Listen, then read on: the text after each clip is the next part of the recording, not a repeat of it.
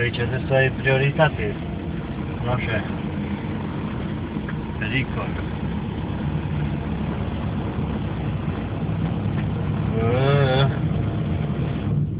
Nu? Nu? Asta e macea.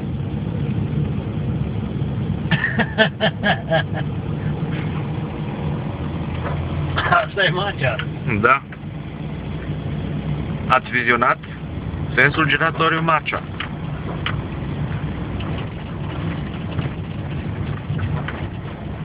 Da, de aspect mai faină. Da. Uite aici și stația de... Numai dacă n-ați scutura așa șoț. Păi acum grădina botanică are numele directorului Ionu Covaci. Și acum să vedem și adunarea cum au făcut-o. Cum arată, adică de la... Că numai în fotografie am văzut.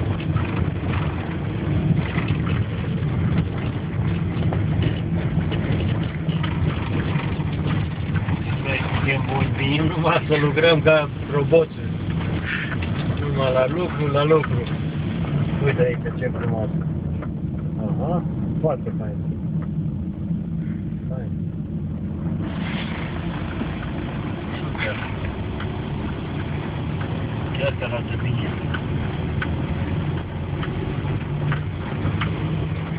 Da? Ce să zic vânzare aici? Ludăi!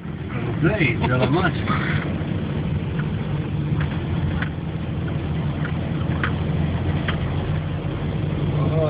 Și șoseaua e trasată aici ca la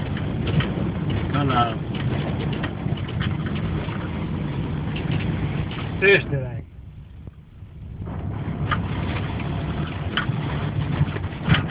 Hop, Cam multe hozdope.